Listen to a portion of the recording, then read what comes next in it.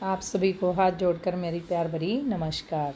तो आज हम इस वीडियो में सुनेंगे आषाढ़ मास कृष्ण पक्ष की एकादशी की व्रत कथा और इसको करने का क्या फल है, क्या महत्तम है और क्यों इस व्रत को करना चाहिए। आषाढ़ मास कृष्ण पक्ष की एकादशी को जो है योगिनी एकादशी के नाम से जो है जाना जाता है।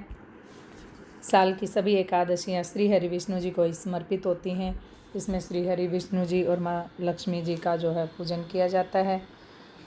सुबह सवेरे उठकर नहा धोकर स्वच्छ वस्त्र धारण करके श्री हरि विष्णु जी का मन में चिंतन करते हुए हमें एकादशी व्रत का जो है संकल्प लेना चाहिए। एकादशी के व्रत में किसी भी तरह का तामसिक भोजन, नमक या जैसे प्याज, लहसुन, मांस, मदिरा, किसी भी प्रकार का तामसिक भोजन जो है इसमें वर्जित होता है।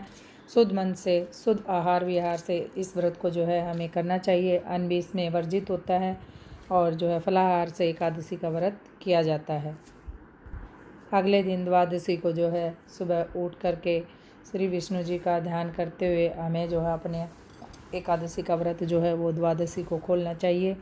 अपने खाने से पहले गऊ का ग्रास निकाल के कुत्ते को, चींटी को और ब्राह्मण को या मंदिर में सीधा देकर किसी भूखे को यानी कि भरपेट भोजन करा के उसके बाद ही स्वयं भोजन करना चाहिए। तो अब हम सुनेंगे आषाढ़ मास कृष्ण पक्ष की एकादशी की जो है व्रत कथा। इसका क्या महत्व है, किसने इस व्रत को किया और इस एकादशी को करने का क्या फल होता है। तो चलिए सुनते हैं योगिनी एकादशी की व्रत कथा। कथा शुरू करने से पहले कुछ करने योग्य दान जो है हर एकादशी में मैं बताती हूँ। जैसे कि गर्मी का मौसम चला हुआ है तो इस दिन संभव हो सके तो निर्धनों को या गरीबों को जल का दान दें। मौसमी फल, खरबूज, तरबूज, आम और केले का दान जो है हम दे सकते हैं। किसी भी ब्राह्मण को या गरीब को जूता, छतरी, चप्पल जो भी आपके सामर्थ्य के अनुसार बन सके वो दान जो है अवश्य देना चाहिए। तो चलिए शुरू करते हैं कथा। धर्मराज बोले, हे जनार्दन, आपने जेठ मास में शुक्ल पक्ष के निर्जला एकादशी की कथा सुनाई। अब आप कृपा करके कहिए कि आषाढ़ मास के कृष्ण पक्ष की एकादशी की कथा क्या है, इस एकादशी का नाम क्या है तथा उसका महत्तम क्या है, सो वर्णन कीजिए। तो श्री कृष्ण भगवान बोले, हे अर्जुन, हे राजन, आषाढ़ मास के कृष्ण पक्ष की एकादशी का नाम योगिनी एकादशी है। इसके व्रत से समस्त पाप नष्ट हो जाते हैं और यह मुक्ति देने वाली है। हे राजेश्वर, यह एकादशी तीनों लोकों में प्रसिद्ध है। इसके व्रत से सब पाप नष्ट हो जाते हैं। मैं आपसे एक पुराण में कही हुई कथा कहता हूँ, सो ध्यान से सुनो। अलकापुर नाम की नगरी में एक कुबेर नाम का राजा राज करता था। वह शिव भगत तथा उसकी पूजा के लिए एक हेममाली से पुष्प लाया करता था। उसकी विशालसी नाम की अत्यंत सुंदर स्त्री थी। एक दिन वह मानसरोवर से फूल ले गया, परंतु कामासक्त होने के कारण पुष्पों को रखकर अपनी स्त्री से रमण करने लगा और दोपहर तक गया ही नहीं।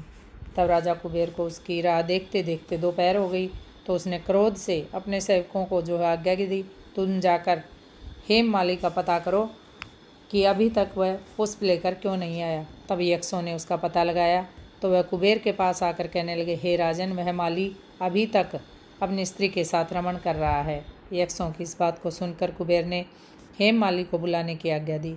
वह राजा के सम्मुख डर से कांपता हुआ उपस्थित हुआ। उसे देखकर राजा कुबेर को जो है अत्यंत क्रोध आया और उसके होठ फड़फड़ाने लगे। उसने कहा, हे पापी, हे महानीच कामी, तूने मेरे परम पूज्य ईश्वर का अनादर किया है। इससे मैं तुझे श्राप देता हूँ कि तू स्त्री का वियोग भोगेगा और मृत्युलोक में जाकर कोढ़ी होगा। कुबेर श्राप के कारण वह उसी क्षण स्वर्ग से पृथ्वी पर गिरा और कोढ़ी हो गया। उसकी स्त्री भी उसी समय उससे भी छूट गई। मृत्युलोक में आकर उसने महादुख भोगे, परंतु शिव भक्ति के प्रभाव से उसकी बुद्धि मलिन न हुई और उसे पिछले जन्म की सुध रही। इसलिए वह अनेक दुखों को भोगता हुआ तथा अपने पूर्वजन्म के कुकर्मों को स्मरण करता हुआ हिमालय पर्वत की तरफ चल दिया और चलते चलते मार्कंडेय ऋषि के आश्रम में पहुंचा। वह ऋषि अत्यंत वृद्ध तथा तपस्या में लीन थे और दूसरे ब्रह्म के समान प्रतीत हो रहे थे। उनका आश्रम ब्रह्मा की सभा के समान शोभायमान था। उनको देखकर हेममाली वहाँ गया और उनको प्रणाम करके उनके चरणों में गिर गया। उसको देखकर मार्कंडेय ऋषि बोले कि तूने कौन से खोटे कर्म किए हैं जिससे कि तू कोढ़ी हुआ है और महान दुख भोग रहा है। इस पर हेममाली बोला, हे मुनि, मैं यक्षराज कुबेर का सेवक था। मेरा नाम हेममाली था।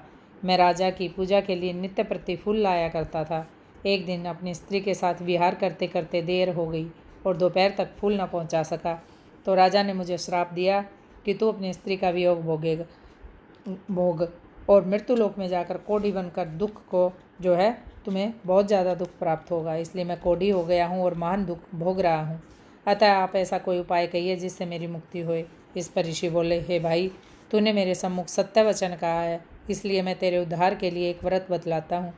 यदि तू 6 मास के कृष्ण पक्ष की एक योगिनी नामक एकादशी का विधिपूर्वक व्रत करे तो तेरे समस्त पाप नष्ट हो जाएंगे।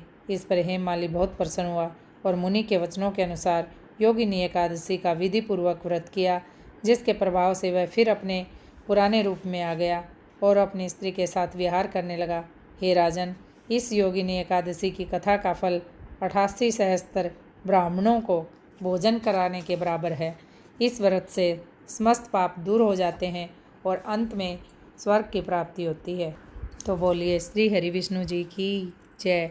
ओम नमः भगवते वासुदेवाय। तो ये थी आषाढ़ मास के कृष्ण पक्ष की योगिनी एकादशी की व्रत कथा। आशा करती हूँ आप सभी को पसंद आएगी। पसंद आए तो लाइक, शेयर और सब्सक्राइब जरूर कीजिएगा। ओम नमः भगवते वासुदेवाय।